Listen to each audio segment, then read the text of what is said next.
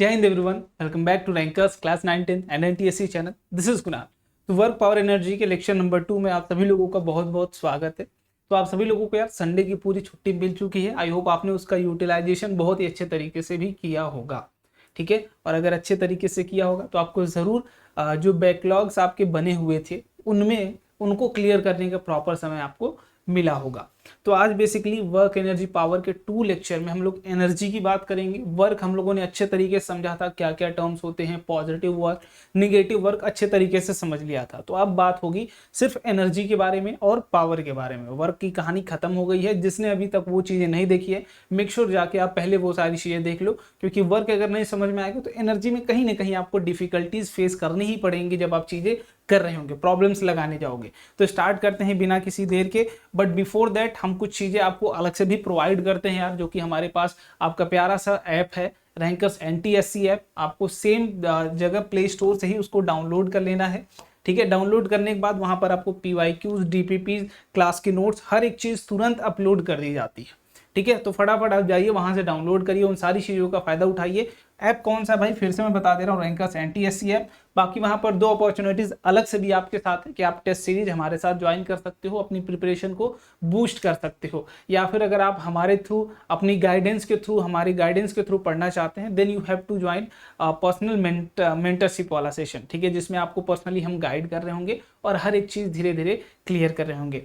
ठीक है, तो दोनों ऑफर है, जो भी चीज़ें हैं आप ज्वाइन कर सकते हैं। और जितने लोग ज्वाइन किए और कमेंट बॉक्स में अपना एक्सपीरियंस जरूर शेयर कर देना। ठीक है, स्टार्ट करते हैं सेशन को। तो सबसे पहले एनर्जी से बात करेंगे। तो वर्क अगर आप लोगों ने समझा होगा भाई, वर्क की बात पहले करते हैं।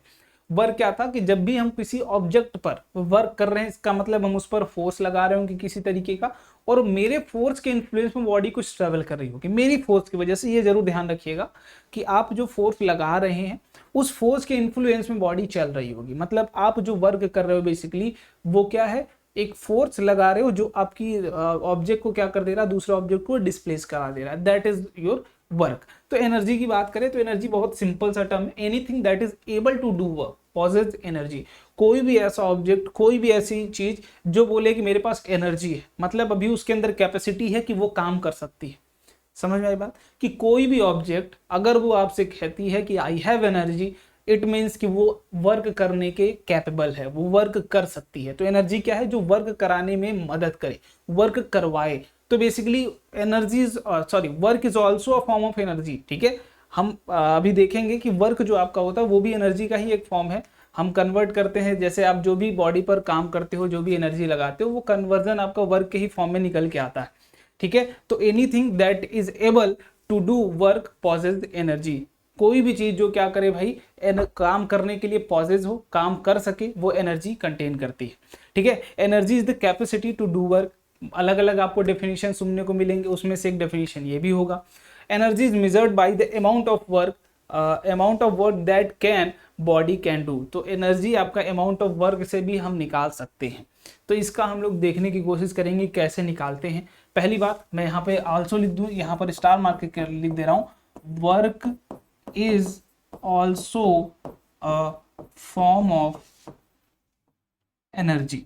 ठीक है, तो हम जो एनर्जी भाई अपना लूज करते हैं, गेन करते हैं, वो सब कुछ वर्क के से रिलेटेड ही होता है। तो इस चीज को आप जरूर ध्यान में रखिएगा, और जब भी क्वेश्चन लगाने जाइएगा अपने जहन में एक बात जरूर डालिएगा कि ये वाली बात। ठीक है, कैसे कैलकुलेट करनी है, कितने तरीके की होती है, उनके ऊपर अब वार्तालाप हम लोग धीरे धीरे करते हैं।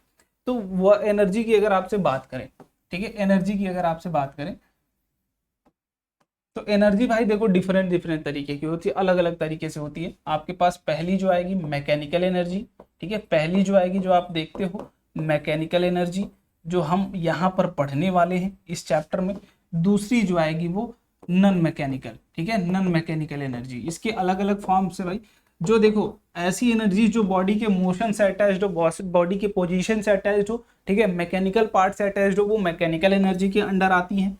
ऐसी एनर्जीज जो बॉडी के मोशन या फिर उसके पोजीशन या फिर उसके शेप, साइज, इससे रिलेटेड जो भी एनर्जीज आती हैं वो सब कुछ क्या होती है, मैकेनिकल। और इनको छोड़ के जो भी एनर्जीज आती है वो नॉन मैकेनिकल। अभी एग्जांपल में हम देख लेंगे मैकेनिकल का। यहाँ पर देख लो, जैसे एग्जांपल में हम लोग हीट एनर्जी की बात कर लें। ठीक है, हीट एनर्जी, तो इस तरीके के आपको अलग अलग डिफरेंट डिफरेंट एग्जांपल्स मिलते जाएंगे जो हमारी इन चीज़ों से डिफरेंट हो, इनसे हट के हो। तो हीट एनर्जी हो गया, ठीक है, अलग अलग आपको एनर्जीज मिलती जाएंगी। तो फटाफट से मैकेनिकल की बात करते हैं। तो हम टाइप्स ऑफ मैकेनिकल एनर्जी यहाँ पर लिख लेते हैं, ठीक है। मैकेनिकल की हम लोग सिर्फ बात करेंगे जो बॉडी के मोशन या फिर उनके सेफ साइड पोजीशन की वजह से अटैच्ड होती हैं। तो ये भी बेसिकली हमें दो तरीके की मिलती है मैकेनिकल एनर्जी। पहला क्या है भैया, काइनेटिक एनर्जी, ठीक है। काइनेटिक एनर्जी नाम से ही क्लियर हो रहा होगा, काइनेटिक, ठीक है। पूरे चैप्टर में यही इंपॉर्टेंस आपको देखने को मिलेगा। दूसरा क्या है भैया, दूसरा है पोटेंशियल एनर्जी, जो कि आपकी पोजीशन और शेप से पे डिपेंड करता है, ठीक है। बहुत अच्छा, वर्ग समझ में आ गया था, एनर्जी में इतनी बात समझ में आ गई, टाइप समझ में आ गया, मैकेनिकल नॉन मैकेनिकल। बहुत ज़्यादा डीप में जाने की जरूरत नहीं, क्योंकि उतना हमसे पूछा नहीं जाएगा, जो पूछा जाएगा उस पर फोकस करते हैं। दूसरा काइनेटिक एनर्जी, पोटेंशियल एनर्जी। चलिए एक एक करके काइनेटिक की बात करते हैं। पहले काइनेटिक एनर्जी क्या है? Kinetic energy defined energy processed bye the object by virtue of it's motion. देखिए ध्यान से, आप मान लीजिए किसी ऑब्जेक्ट पर काम कर रहे हैं, जैसे मान लीजिए मैं पेन लिया हूँ, इस पेन पे मैं फोर्स लगा रहा हूँ, वर्क कर रहा हूँ, ये आगे जा रही है, जैसे जैसे मैं फोर्स लगा रहा हूँ कुछ एक्सेलरेशन आएगा। ध्यान से देखिएगा मैं क्या कह रहा हूँ, यहाँ पर एक ऑब्जेक्ट रखा हुआ है, ध्यान से देखना, ये ऑब्जेक्ट रखा हुआ है, मैं इस पर क्या कर रहा हूँ, फोर्स लगा रहा हूँ, और ये क्या कर रही है, डिस्प्लेस होती जा रही है। अब फोर्स लगा रहा हूँ तो क्या फोर्स की वजह से एक्सेलरेशन आएगा? बोलेंगे बिल्कुल आएगा। एक्सेलरेशन आएगा तो क्या इसके पास स्पीड आएगी? स्पीड आएगी, बिल्कुल आएगी। अब स्पीड आएगी तो due to speed, due to motion, उनके पास एक एनर्जी आती है। जो आप काम करते हो, जो फोर्स लगाते हो, उसके थ्रू एक एनर्जी डेवलप हो गया है, जिसे हम काइनेटिक एनर्जी बोलते हैं। और काइनेटिक एनर्जी का जो फॉर्मूला होता है, जो काइनेटिक एनर्जी का फॉर्मूला होता है, वो दो बातों पर डिपेंड करता है। पहला कि उसका हाफ इनटू मास कितना है और उसकी स्पीड कितनी है, स्क्वायर। इन दोनों बातों पर ही काइनेटिक एनर्जी आपकी डिपेंड करती है। ओवरऑल कभी भी आपको अगर किसी भी बॉडी का काइनेटिक एनर्जी निकालना है, then you have to know about their mass and is velocity. तो दो चीजें आपको जरूर पता होनी चाहिए, पहला कि उसका मास कितना है भाई, एंड सेकेंड थिंग इज उसकी वेलोसिटी कितनी। जब दो चीजें आपको पता होंगी, उसकी काइनेटिक एनर्जी आप फटाफट निकाल लोगे, ठीक है। अब एसआई यूनिट की बात कर लेते हैं। तो ये इसकी भी भाई एनर्जी भी देखो, वर्क के फॉर्म में ही एनर्जी आप बोल रहे हो कि work is also form of energy, ठीक है। तो बात वहीं से आई, तो इसकी भी यूनिट क्या होती है, जूल में ही आप लेते हो, एसआई यूनिट जूल में ही ले लेते हो, ठीक है। तो काइनेटिक एनर्जी भाई ऐसी एनर्जी जो वर्च्यू ऑफ मोशन से है, मोशन के चेंज के कारण है। तो सिंपल सी बात है, जब बॉडी मोशन में आएगी तो उसके पास एक एनर्जी आएगी, दैट इज काइनेटिक एनर्जी। तो आप समझ सकते हैं कि बॉडी का अगर मास m है, ठीक है, इसके पास अगर काइनेटिक एनर्जी लाना है तो इसके पास कुछ वेलोसिटी होनी चाहिए, मतलब मोशन में आना चाहिए। तो जब ये मोशन में आएगी उसके पास कोई एनर्जी आएगी, that is kinetic energy. Clear है बात? चलिए आगे बढ़ते हैं। काइनेटिक एनर्जी एंड मोमेंटम का रिलेशन आता है। तो मोमेंटम आपने पहले ही पढ़ रखा है, P बराबर mv, ठीक है। और काइनेटिक एनर्जी के से अगर मैं दिखाता हूँ इसको, तो हाफ mv स्क्वायर। तो थोड़ा सा हम लोग कन्वर्जन अगर करते हैं तो यहाँ से आप देखोगे P बराबर क्या है, m इंटू वी है, ठीक है। मैं क्या कर रहा हूँ, mv स्क्वायर बनाने के लिए यहाँ से हाफ से मल्टीप्लाई कर दे रहा हूँ 2/2 से, ठीक है, 2/2 से, क्योंकि सेम आ जाएगा, इंटू v/v से मल्टीप्लाई कर दे रहा हूँ, ठीक है। यहाँ पे क्या बन गया, हाफ mv स्क्वायर बन जाएगा, इंटू क्या आ जाएगा, ऊपर 2 और नीचे v, ठीक है। ये आ गया, बोलो यही आएगा क्या, बोलो यही आएगा। 2/2 से मल्टीप्लाई कर दिया, हाफ mv स्क्वायर, 2/v बचा हुआ है, ठीक है। इसी है k की वैल्यू। तो यहाँ से k की वैल्यू क्या आ जाएगी, p की वैल्यू क्या आ जाएगी, काइनेटिक एनर्जी इंटू 2/v, ठीक है। तो यहाँ से एक रिलेशन आपका k बराबर क्या आ जाएगा, pv/2, मोमेंटम इंटू वेलोसिटी/2। ये एक बहुत अलग सा रिलेशन है जो मैं पहली बार यहाँ पर डिस्क्राइब कर रहा हूँ। P v by momentum into velocity kinetic energy. या फिर अगर मास के टर्म में लिखना हो तो मास के टर्म में कैसे लिख सकते हो, पहला रिलेशन लिख लो k बराबर मोमेंटम इंटू वेलोसिटी/2, ठीक है।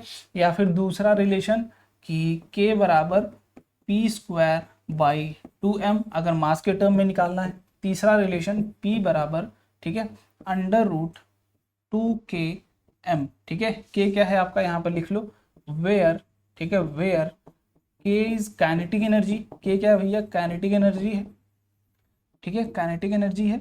और जबकि p क्या है आपका, मोमेंटम को दिखा रहा है। p क्या दिखा रहा है, मोमेंटम को दिखा रहा है, बस इतना बस। और मास m क्या है भाई, मास है, मास ऑफ ऑब्जेक्ट, ठीक है। इतनी ही बात है भाई, इतनी ही बात आपसे की जाएगी, ठीक है, चलिए आगे बढ़ते हैं। एक क्वेश्चन इसके ऊपर करिए, by how much does kinetic energy increase if the momentum is increase by 20%। देखिए क्वेश्चन को ध्यान से पहले आप स्टॉप कर लीजिए, वीडियो को फटाफट करिए, उसके बाद फिर वीडियो में लौट के आइएगा। तो देखो आपसे बोला गया है काइनेटिक एनर्जी मान लेते हैं, लेट से काइनेटिक एनर्जी के है एंड मोमेंटम पी है, इनिशियल मोमेंटम, ठीक है, इनिशियल लेट से कि काइनेटिक एनर्जी फाइनल ये है, काइनेटिक मोमेंटम फाइनल ये है पी एफ। अब बोला जा रहा है कि जो इनिशियल मोमेंटम पी आई है उसमें हम बढ़ा के उसको 20% और बढ़ा दे रहे हैं। 20% और बढ़ाने का क्या मतलब भाई कि पी था तो 1.2 पी हो जाएगा, है ना, यही हो जाएगा। अगर पी था, पहले पी था तो पी एफ क्या हो जा रहा है 1.2 पी आई, बोलो यही होगा। हम 20% अगर बढ़ा देते हैं तो, ठीक है। तो अगर याद हो आपको तो काइनेटिक एनर्जी बराबर पी स्क्वायर बाई 2m होता था, ठीक है। तो इनिशियल की बात करते हैं, इनिशियल की बात करते हैं, काइनेटिक एनर्जी फाइनल की बात करते हैं, फाइनल की बात करते हैं। तो यहाँ पर जो है बात, यहाँ पर देखिए पी एफ की जगह हम वो रख देते हैं 1.2 टाइम्स ऑफ का स्क्वायर इंटू पी एफ का स्क्वायर, ठीक है, पी आई अपॉन 2m। अब पहले इक्वेशन और दूसरे इक्वेशन को डिवाइड कर देते हैं, तो के आई, ठीक है, के एफ कर देते हैं, दूसरा ये कर रहे हैं 2 इक्वेशन बाई 1, ठीक है। तो के एफ अपॉन के आई बराबर क्या आ जाएगा 1.44 इंटू पी आई का square upon 2m into P I का स्क्वायर अपॉन 2m, ये आ जाएगा 2m cancel out, P I square cancel out, ठीक है, कुछ बचा 1.44। तो के एफ बराबर क्या आ गया 1.44 टाइम्स ऑफ के आई। तो सिंपल सा देखो, जब 20% था तो 1.2 हो गया, मतलब 1.0.2, ठीक है, ये था। अब इसको अगर ब्रेक कर लो तो 1 प्लस 0.44, तो कितना परसेंट आ गया 44%। तो कितना इंक्रीज आएगा भाई 44% का आ जाएगा, ठीक है। पहले देखो के आई था, अब 1.44 के आई है, तो इंटू 100 कर दोगे तो 144 आ जाएगा। समझ में आ गया कि 44% से इंक्रीज हो जाएगा, ठीक है। चलिए आई होप आपको भी सही आया होगा। पोटेंशियल एनर्जी की बात करते हैं। पोटेंशियल एनर्जी देखो डिफरेंट तरीके की आपको मिलेगी, ठीक है। Gravitational potential energy, elastic potential energy, अलग अलग तरीके की। जब ग्रेविटी के कारण आपकी एनर्जी में चेंज आए, ग्रेविटेशनल पोटेंशियल एनर्जी। जैसे देखो potential energy of object can be defined as the energy possessed by the object by virtue of its position, due to position, उसके अंदर एनर्जी या पोजीशन में चेंज के कारण, या फिर उसके शेप या फिर उसकी कंडीशन, शेप साइज इस तरीके से चेंज आए। जैसे हम लोग बात करते हैं, यहाँ पे स्प्रिंग की बात कर रहा हूं मैं। अगर आप स्प्रिंग को खींच रहे हो, देखो पहले क्या थी, ये नॉर्मल थी, ठीक है, ये नॉर्मल थी। बेसिकली हम लोग दो तरीके की पोटेंशियल एनर्जी पढ़ते हैं, वो मैं यहाँ पे लिख दे रहा हूँ। इलास्टिक पोटेंशियल एनर्जी, ठीक है, इलास्टिक पोटेंशियल एनर्जी, ठीक है, जो मेन आप अभी देखोगे और भी देखोगे, gravitational potential energy, gravitational potential energy, ठीक है। अब देखिए स्प्रिंग पहले भाई इस नेचुरल स्टेट में थी, ये क्या था नेचुरल स्टेट। अब आपने इसको खींच दिया, यहां से इतनी बड़ी हो गई, ठीक है, इतनी बड़ी हो गई भाई। अब पहले इतनी बड़ी थी, अब इतनी बड़ी आपने खींच के कर दिया।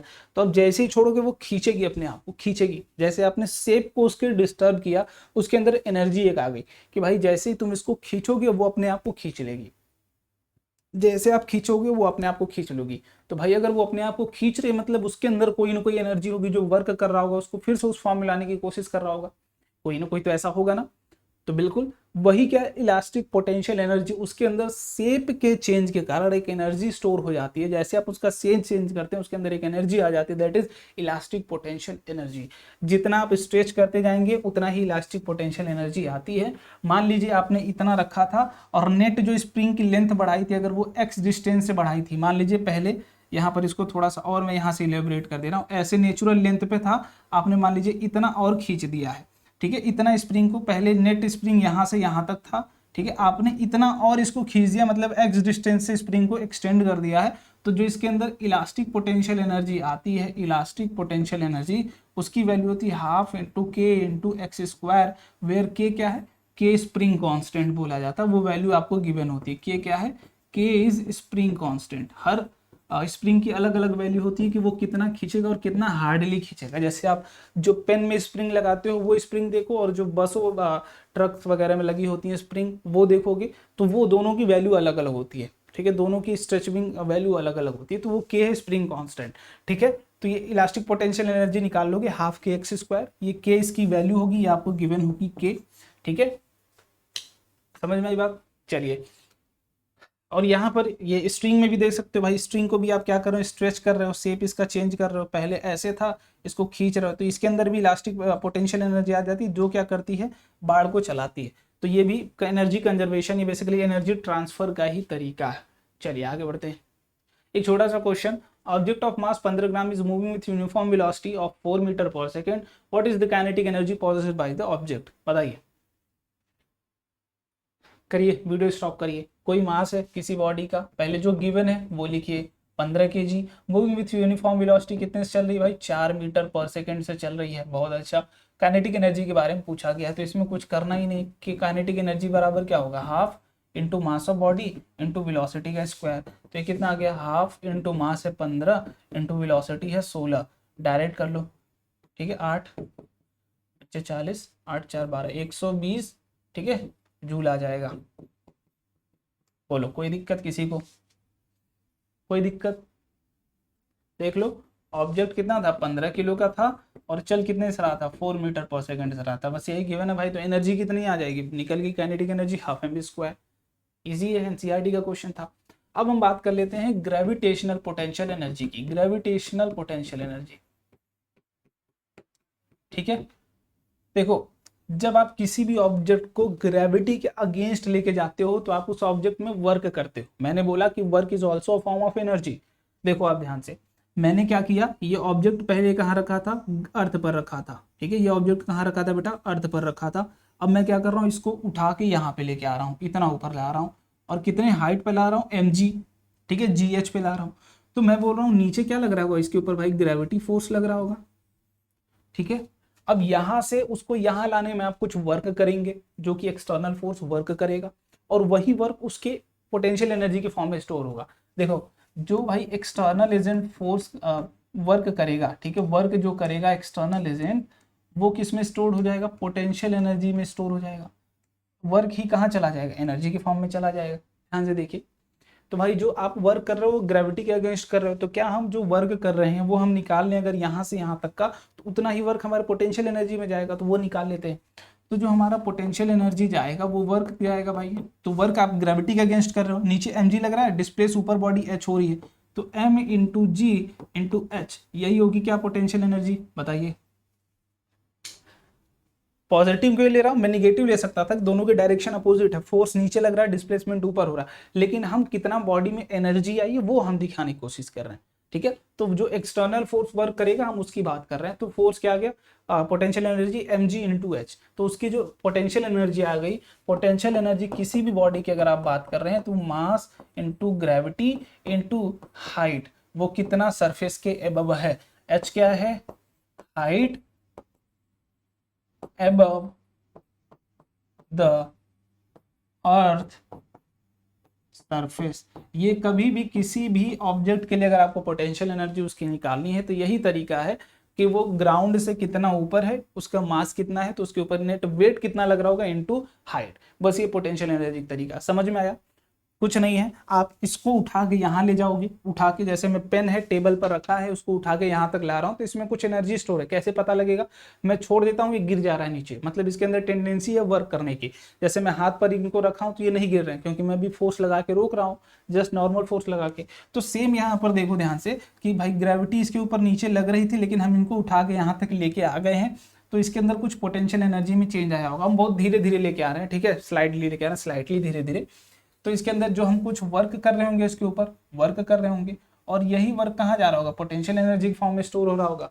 तो भाई हम जो वर्क कर रहे हैं वो अगेंस्ट ग्रेविटी कर रहे हैं, तो जितना ग्रेविटी वर्क कर रही है उतना ही हम कर रहे होंगे यहाँ से वहां तक ले जाने में, तो वही निकाल लिया हमने, वो पोटेंशियल एनर्जी के फॉर्म में हमें मिल गया। क्लियर है बात, चलिए बहुत बढ़िया। तो पोटेंशियल एनर्जी भी समझ में आ गई, ग्रेविटेशनल पोटेंशियल एनर्जी की जो ग्रेविटी के कारण आए, ग्रेविटी के अपोजिट में आए, that is gravitational potential energy. अब इसके लिए आपको मल्टीपल तरीका हो सकता है, ये सिर्फ इनिशियल एंड फाइनल पोजीशन पर डिपेंड करती है। अब आप हो सकता है पहले देखिए, पहले यहाँ से यहाँ तक ऐसे गए हों, फिर इधर गए हों, फिर इधर गए हों, फिर इधर गए हों, फिर इधर गए हों, फिर इधर गए हों, फिर इधर। तो इसको इससे मतलब नहीं, इसको ये मतलब है कि नेट इनिशियल से फाइनल के बीच में जो आपकी बॉडी है वो कितना डिस्प्लेस हुई है, बस ये पाथ आपका कुछ भी पाथ डिपेंडेंट नहीं होती, कंजर्वेटिव होती है बेसिकली। तो ये पाथ डिपेंडेंट नहीं है, इनिशियल एंड फाइनल पोजीशन पर ही डिपेंड करती है, because energy is conservative quantity. ठीक है, कंजर्वेटिव। चलो आगे देखते हैं। ठीक है, क्लियर बात।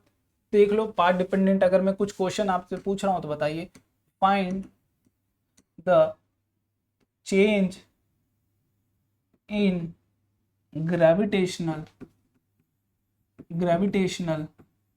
Potential energy. देखो क्वेश्चन कैसा है कि आपको इनिशियल और फाइनल पोजीशन के बीच की ग्रेविटेशनल पोटेंशियल एनर्जी में चेंज बताना है। तो पहला क्वेश्चन, मान लीजिए बॉडी ये क्या है, ग्राउंड है आपका। ठीक है, ग्राउंड है और यहाँ पर कुछ रखा था बॉडी पहले 5 मीटर पर। ठीक है, 5 मीटर पर, 5 मीटर पर। फिर आपने इसको उठा के ये क्या भैया, टी बराबर 0 की कंडीशन, फिर टी बराबर किसी टी टाइम पर आपने इनको यहाँ रख दिया है। ठीक है, और ये वाली जो डिस्टेंस है यहाँ से यहाँ तक की जो डिस्टेंस है वो 3 मीटर, सॉरी 8 मीटर कर लेते हैं, 8 मीटर। ठीक है, और 3 kg का मास है, 3 kg का मास है। अब बताइए यहाँ पे और यहाँ के बीच में पोटेंशियल एनर्जी का चेंज कितना होगा। दूसरा यहाँ पर देखते हैं,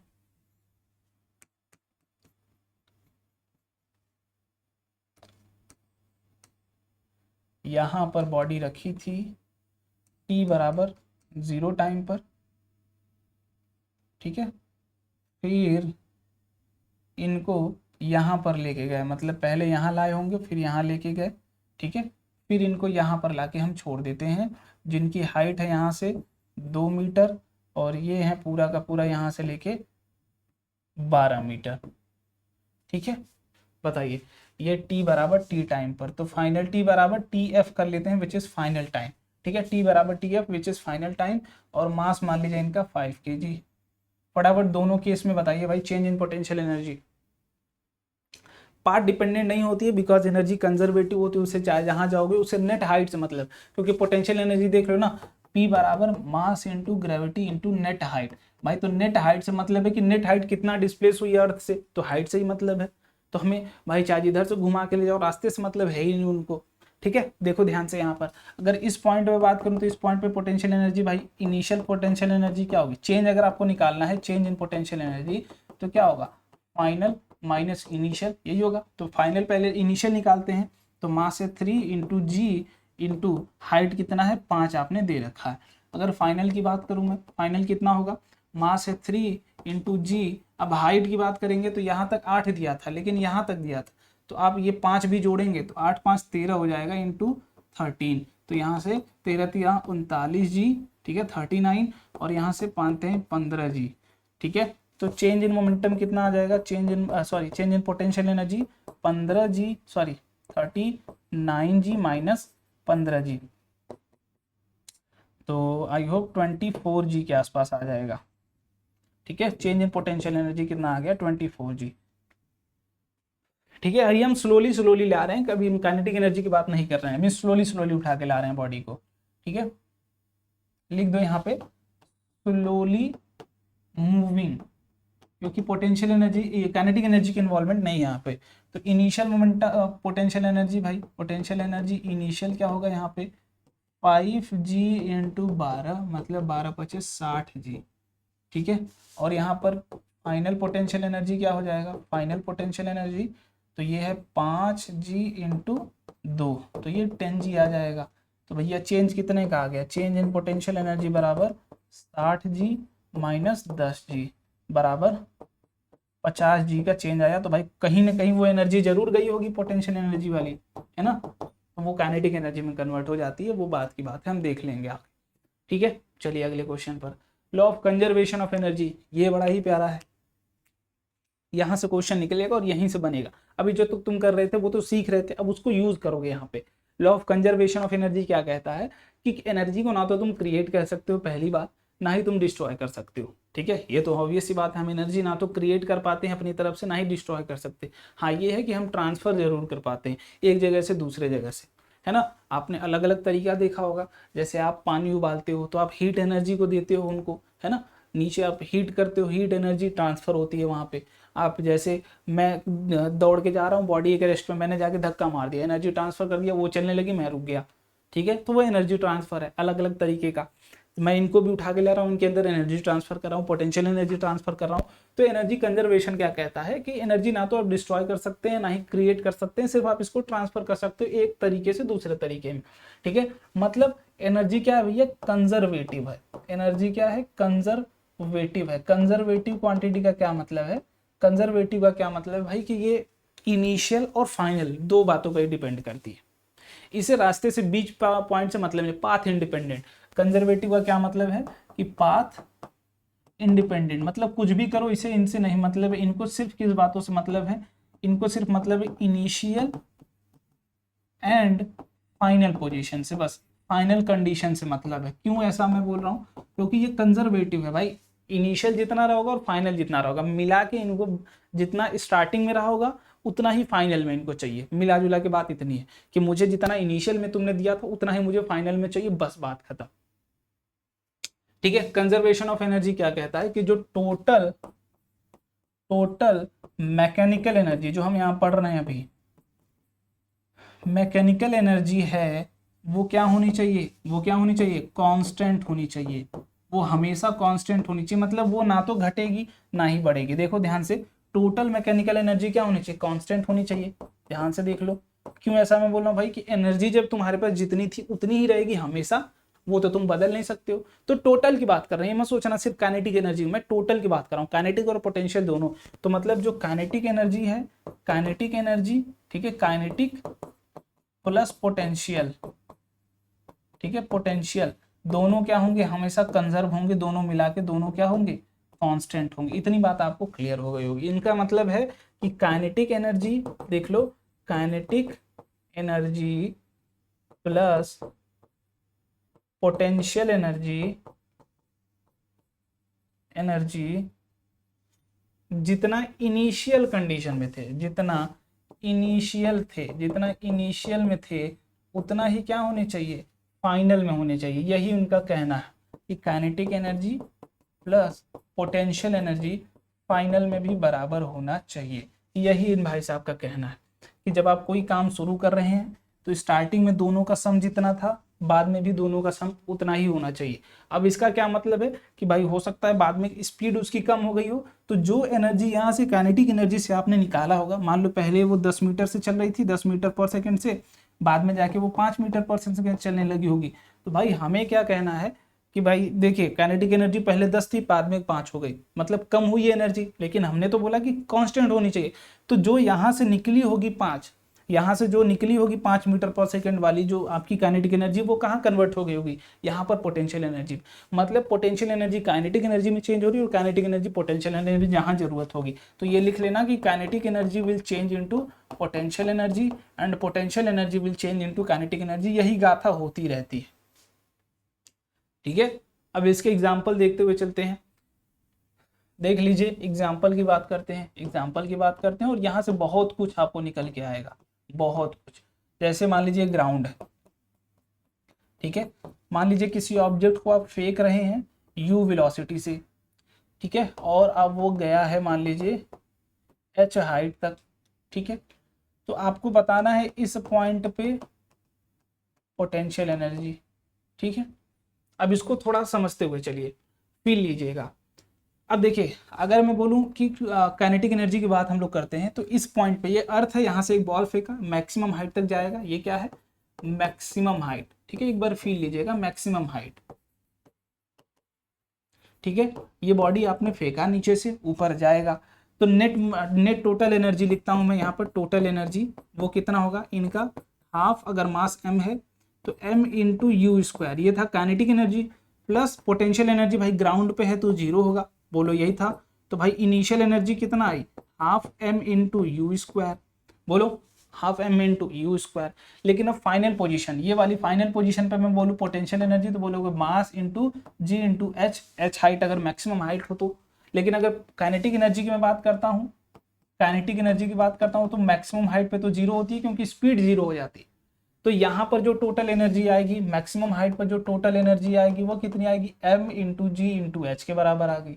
अब देखो ध्यान से, तुमने दिया था यहाँ पर काइनेटिक एनर्जी, ध्यान से देखे, आपने लिया था यहाँ पर काइनेटिक एनर्जी, लेकिन बाद में जाके वो काइनेटिक एनर्जी जीरो हो गई, लेकिन वो हो गई mgh। तो पूरे प्रोसेस में हो क्या रहा होगा, काइनेटिक एनर्जी कन्वर्ट हो रही होगी पोटेंशियल एनर्जी में। यहाँ पर हो क्या रहा होगा, जब बॉडी नीचे से ऊपर जा रही होगी तो काइनेटिक एनर्जी कन्वर्ट हो रही है पोटेंशियल एनर्जी में, और जैसे ही आप सेम रिवर्स प्रोसेस करते हैं कि बॉडी को यहाँ से ड्रॉप करते हैं, बॉडी को यहाँ से ड्रॉप करते हैं, तो ग्राउंड पर आते आते यहाँ पर जैसे आएगी इसके पास कुछ वेलोसिटी रहेगी v, है ना।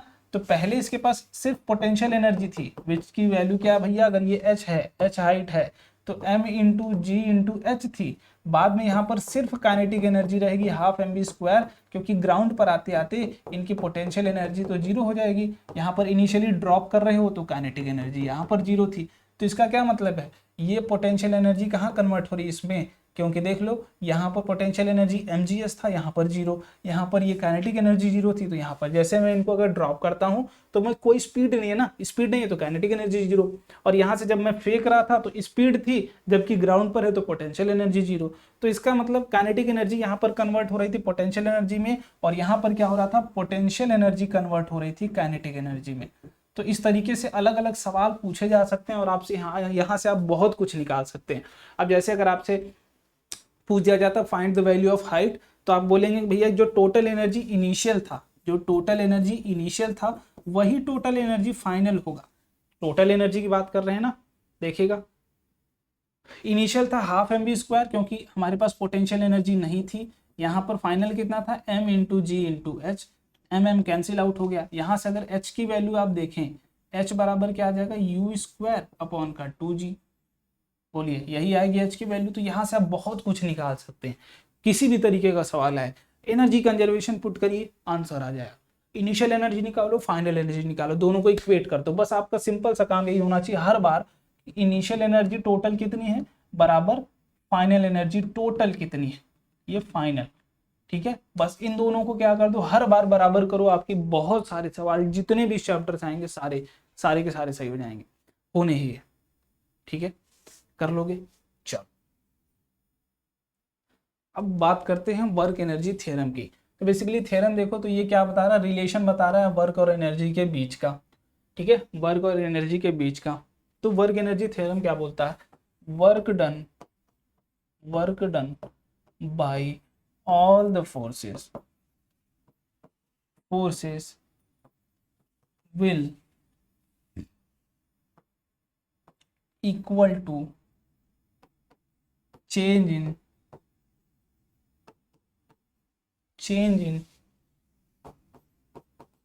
kinetic energy of body, ठीक है। मतलब वर्क डन जो आप कर रहे हैं, work done bye all the forces, वो क्या होगा, चेंज इन काइनेटिक एनर्जी। इनका मतलब है भैया कि जो काइनेटिक एनर्जी फाइनल होगी माइनस काइनेटिक एनर्जी इनिशियल होगी। तो इनका सीधा सीधा कहने का मतलब कि जो आप वर्क डन कर रहे हैं वो कहाँ कन्वर्ट हो रही है, बॉडी की काइनेटिक एनर्जी को चेंज करने में। समझ में आई बात। तो यहाँ पर कुछ भी आ सकता है, वर्क डन बाय फ्रिक्शन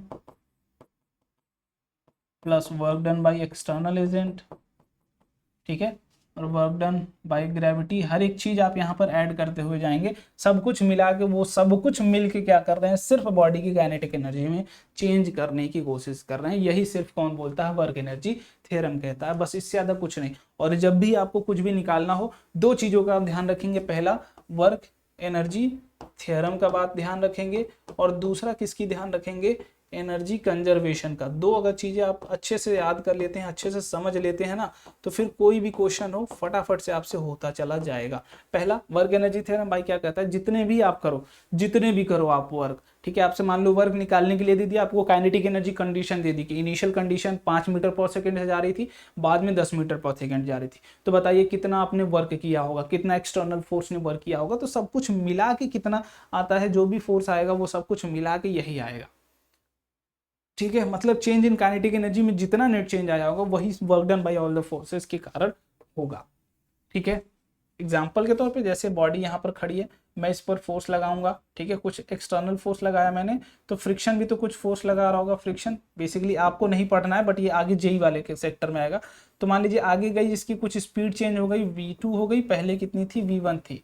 तो भाई जो नेट इसके काइनेटिक एनर्जी में चेंज आ जाएगा वही इनके कारण और इनके कारण जो वर्क डन होगा, भाई फ्रिक्शन भी अपना काम कर रहा होगा और एक्सटर्नल एजेंट भी काम कर रहे होंगे, मिला के half into M into v2 का स्क्वायर स्क्वायर माइनस v1 का स्क्वायर, इसके बराबर आ जाएंगे। बस यही इनकी कहानी थी, ठीक है। आई होप क्वेश्चन भी होगा। चलिए फटाफट एक क्वेश्चन कर लीजिए।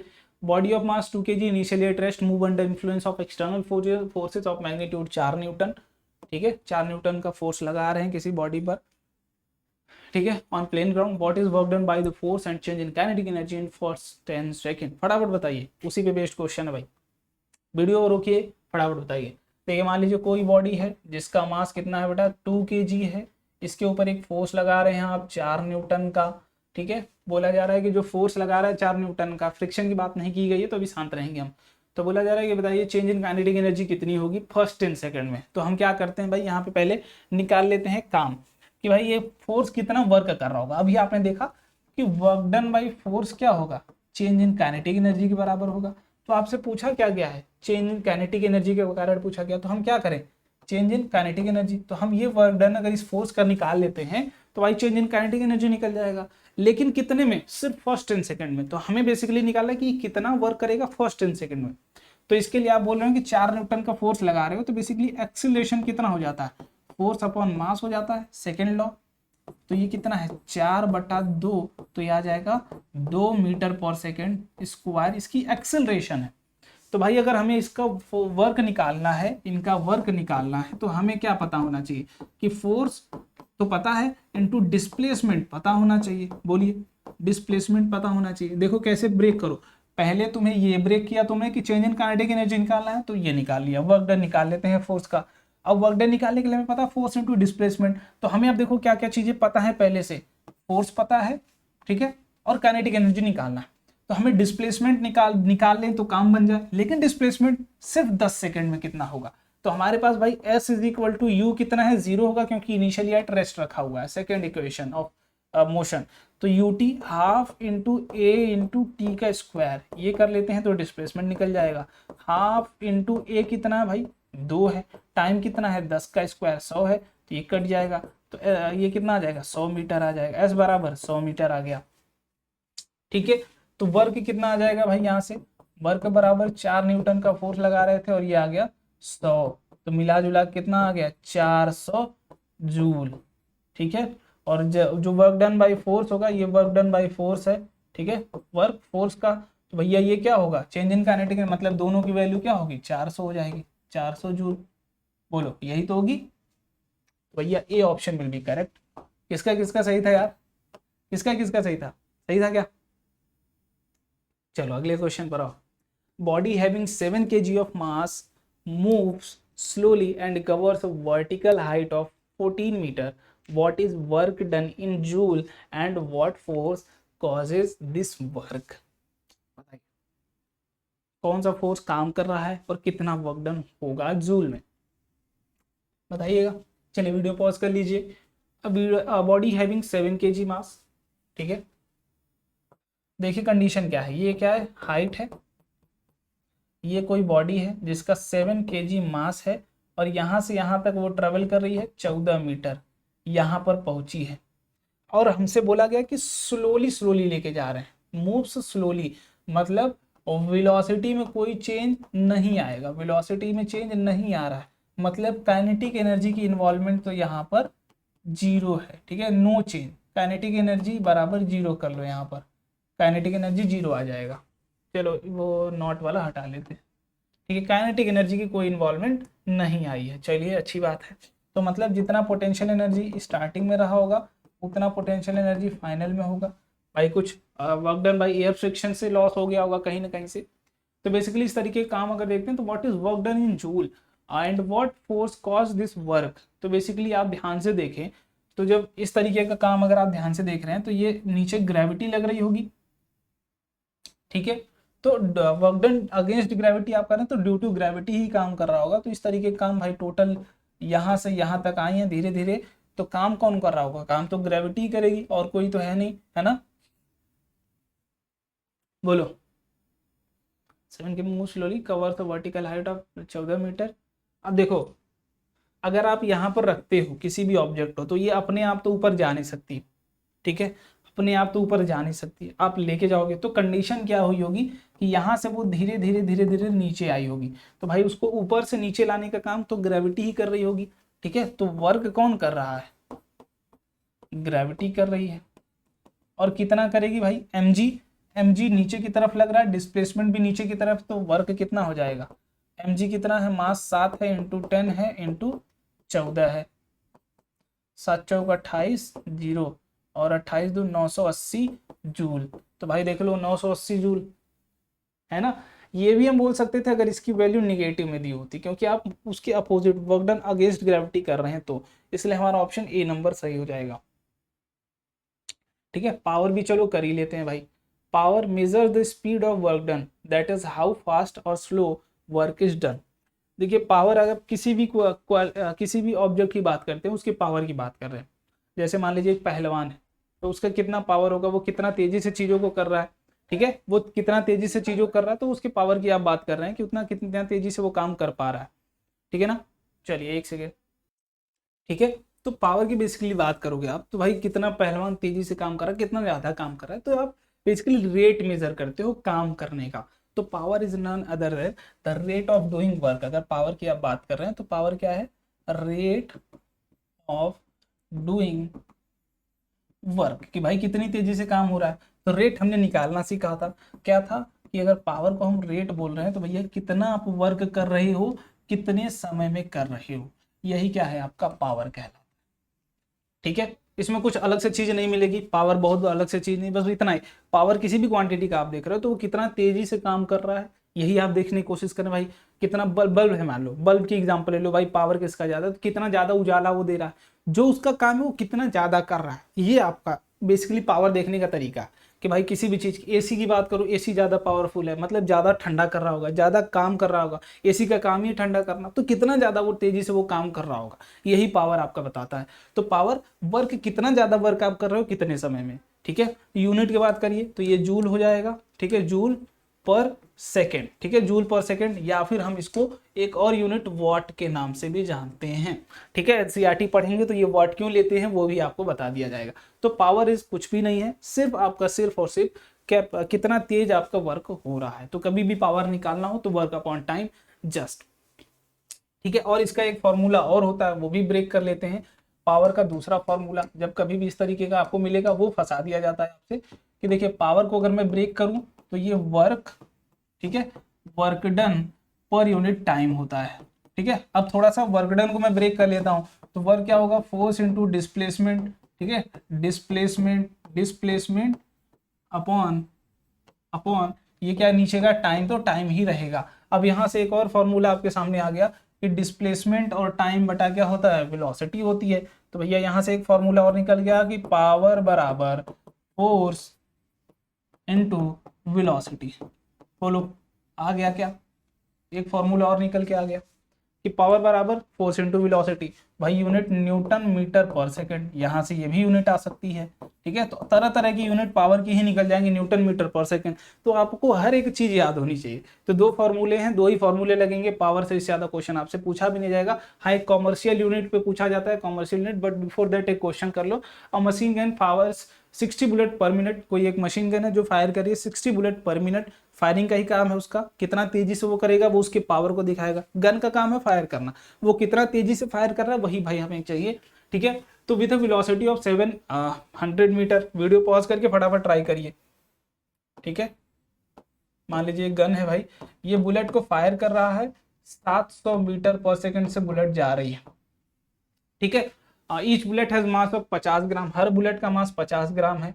Find the power developed by the gun, भाई देखिए हर बुलेट 60 बुलेट पर मिनट वो फेंक रहा है, तो हमें पावर निकालना है इस तरीके से, ठीक है। बहुत बढ़िया, ठीक है। चलिए तो बेसिकली अगर आप ध्यान से देखें, तो अगर आप यहाँ पर ध्यान से देखते हैं तो बुलेट वो फेंक रहा है कितना? इतना।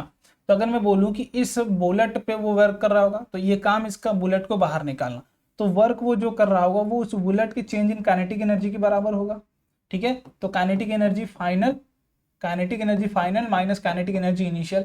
तो इनिशियल तो बुलेट यहाँ पर रेस्ट पर रखी रही होगी इस तरीके से, है ना, उसको जब फायर करने वाले हो, तो इनिशियल वाला तो जीरो हो गया, ये काट दो। तो बेसिकली जो वर्क होगा वो क्या होगा, काइनेटिक एनर्जी के बराबर आ रहा होगा। बोलो, जो उसकी काइनेटिक एनर्जी आ रही होगी, जो चेंज इन काइनेटिक एनर्जी आ रही होगी, वर्क तो उसी पे आएगा, है ना। तो भाई यहाँ से पहले काइनेटिक एनर्जी निकाल लेते हैं। तो काइनेटिक एनर्जी क्या होगा, हाफ इंटू मास कितना है, मास इज 50 इंटू 10⁻³ बिकॉज ग्राम में है, कन्वर्ट इंटू केजी इंटू 700 का होल स्क्वायर। ठीक है, चलिए, तो ये आ गया कितना, 50 का 25 आ जाएगा, 25 इंटू 10⁻³ इंटू 49 इंटू 10⁻⁴। तो यहाँ से कट गया, बचा 10। तो ये कितना आ जाएगा, 250 इंटू 49, ये आ गया वर्क। इतना जूल आपका वर्क कर रहा है गन। ठीक है, अब आपको निकालना क्या था, पावर निकालना था। तो पावर जस्ट सिंपली, पावर क्या होता है, पावर बराबर वर्क कितना वो कर रहा है, कितने समय में कर रहा है, बस यही आपको करना है। देखिएगा भाई कितने वो बुलेट फेंक रहा है, 60 फेंक रहा है, तो एक बुलेट पे इतना वर्क कर रहा होगा, तो टोटल वर्क कितना कर रहा होगा, 60 कर रहा होगा। बोलो, 60 कर रहा होगा, एक बुलेट पे इतना वर्क कर रहा है, एक बुलेट के लिए इतना वर्क। तो 60 बुलेट अगर पर सेकंड वो फेंक, पर मिनट फेंक रहा है, तो पर सेकंड में कितना करेगा, 60/60। तो यहाँ पे देख लो वर्क कितना कर रहा है, 250 इंटू 49 अपॉन, ये पर सेकंड के लिए 60 से डिवाइड कर दो, और कितना एक सेकंड में, एक मिनट फेंक रहा है 60। ठीक है, तो खट खट खट ये कितना आ जाएगा, 250 गुणे 49, मल्टीप्लाई कर लो, क्या आंसर आएगा वो मुझे बता दो। ठीक है, मैं भी एक बार कर दे रहा हूँ, इसको मल्टीप्लाई करके एग्जैक्ट आंसर लिखने की कोशिश कर रहा हूँ। ठीक है, कर लो तब तक, 250 इंटू 49, ठीक है, 12,250। ठीक है, 12,250। तो answer will be this, B. Answer कौन सा हो जाएगा, B will be correct answer, कि 12,250 वाट आपका आंसर आ जाएगा। ठीक है, क्यों ऐसा, क्योंकि 60 बुलेट आपका फेंक रहा था पर मिनट से। तो इस चीज का आपको ध्यान रखना है कि पर मिनट, तो इसको कन्वर्ट कर लोगे आप 60 सेकंड में, तो एक मिनट में ये होता है, तो ये 60/60 सेकंड, मतलब एक बुलेट वो फेंक रहा है पर सेकंड में, बस खत्म कहानी। तो वर्क डन अपॉन 1 सेकंड, खत्म। चलिए, If force act perpendicular to the direction of motion, what is amount of work done? बिना कुछ सोचे जीरो कर देना है। क्यों, क्योंकि वर्क फोर्स इधर लग रहा है, डिस्प्लेसमेंट इधर हो रहा है, तो भैया फोर्स के इन्फ्लुएंस में डिस्प्लेसमेंट हो ही नहीं रहा, तो फोर्स कोई वर्क कर ही नहीं रहा है। आपसे बोला गया था पहले ही कि आप या तो उसके अलोंग या तो उसके अपोजिट डिस्प्लेसमेंट अगर होती है तभी उस फोर्स के कारण वर्क माना जाता है, जबकि वर्क इस पर हो रहा है, कोई ना कोई और कर रहा होगा, ये फोर्स वर्क नहीं कर रहा होगा। तो इस फोर्स के कारण जो work done by this force वो क्या होगा, जीरो हो जाएगा, क्योंकि दोनों के बीच का एंगल 90 डिग्री है। जब भी इस तरीके का काम आए आप जरूर कर सकते हैं। ठीक है, कॉमर्शियल यूनिट की बात करें, जो आप घरों में देखते हो कि आपके बिजली के बिल आता है ना, कि एक यूनिट आपने एक यूनिट यूज किया, तो एक यूनिट का क्या मतलब है, एक यूनिट जब भी आप यूज कर रहे हैं, एक यूनिट का 8 रुपये पर यूनिट देते हो, मतलब 1 किलोवाट आपने यूज किया है 1 घंटे तक, मतलब 1000 वाट आपने यूज किया है 1 घंटे तक। समझ में आया, मतलब 1 यूनिट बराबर जब आप कितना एनर्जी यूज कर देते, एनर्जी है बेसिकली। ठीक है, ये क्या है, एनर्जी है, commercial unit 1 kilowatt kVh, 1 kVh इसको बोलते हैं kWh, किलोवाट आवर। जब आप 1 किलोवाट है, तो ये है क्या बेसिकली कॉमर्शियल यूनिट, ये एनर्जी को दिखा रहा है, कितना एनर्जी आप खा रहे हैं। ठीक है, एनर्जी क्या होगा, पावर इंटू टाइम, यही होगा। तो भैया जब 1 किलोवाट एनर्जी आप खाते हैं 1 आवर में, तो इसी एनर्जी कंजम्पशन को, जो एनर्जी कंजम्पशन होता है, ठीक है, वो क्या बताया जाता है, एनर्जी कंजम्पशन, कि 1 यूनिट के बराबर। Power measures the speed of work, that is how, ये हो गया। ठीक है, तो इस तरीके का क्वेश्चन जब भी आए, इलेक्ट्रिक बल्ब, एक क्वेश्चन है, electric bulb of 60 watt is used for 6 hour per day. देखिए, एक बल्ब है, ठीक है, एक बल्ब है इस तरीके का, जिसका पावर आपको गिवन है कितना, 60 वाट। ठीक है, कितना यूज किया जा रहा है, time 6 hour per day use किया जा रहा है। समझ जाओ ध्यान से, calculate the unit of energy consumed in 1 day. तो एक दिन में, एक डे में कितना एनर्जी वो कंजप्शन करेगा, कितना एनर्जी वो खाएगा, कंज्यूम करेगा, यही आपको बताना है। तो कुछ इसमें और कुछ है नहीं, देख लो ध्यान से, बस क्वेश्चन ही है। तो बेसिकली एनर्जी क्या होती है, देखिएगा, एनर्जी बराबर पावर इंटू टाइम, एनर्जी ही कंजप्शन है बेसिकली, एनर्जी जो फॉर्म ऑफ वर्क, तो वर्क से ही निकल के आया जो आपने फॉर्मूला पीछे तोड़ा था कि एनर्जी कंजप्शन वर्क के कारण ही कितना वर्क करेगा वही एनर्जी कंज्यूम करेगा, जितना एनर्जी लेगा उतना वर्क करेगा, तो एनर्जी और वर्क दोनों रिलेटेबल फॉर्म है। तो ये आई होप आपको पता होगी ये बात। तो पावर कितना भाई 60 वॉट, तो यहाँ पर रख दीजिए 60 इंटू कितने टाइम के लिए, 6 घंटे एक दिन में खा रहा है, तो कितना आ गया 360 वॉट आवर। लेकिन हमें क्या पता है कि भाई वो कितना energy, calculate the unit of energy, ठीक है, यूनिट्स के फॉर्म में। तो एक यूनिट बराबर क्या होता है, एक यूनिट बराबर 1 किलोवाट आवर, ठीक है। तो हम क्या करते हैं, इसको किलोवाट कन्वर्ट कर लेते हैं, कैसे, 1000 से, सॉरी हाँ 100 से ऊपर मल्टीप्लाई कर लो, ठीक है, 3600, 1000 से ऊपर 1000 से नीचे, तो ये कितना आ जाएगा देखो 360 बटा 1000 इंटू किलो। ये क्या होता है, 1000 को हम के बोलते हैं, याद होगा आपको, जैसे हमारे चैनल पे कितने सब्सक्राइबर है 67 68, तो वो के क्या बता रहा है, 1000 को बताता है, तो 1000 के आ गया, तो के इंटू डब्ल्यू इंटू एच। अब इनका निकालो 0.360, यही होगा ना 0.360 किलो वॉट, मतलब कितना भाई, एक यूनिट बराबर इतना है ना, तो उसके बराबर कितना 1/0.360 यूनिट, इतना, कितना यूनिट आ गया, इतने के बराबर आ गया, ठीक है। अब इसको कर लो 1000 बटा 360, कट गया 50 बटा 18, 25 बटा 9 यूनिट आपने कंज्यूम किया, ठीक है, कि कुछ गलती है।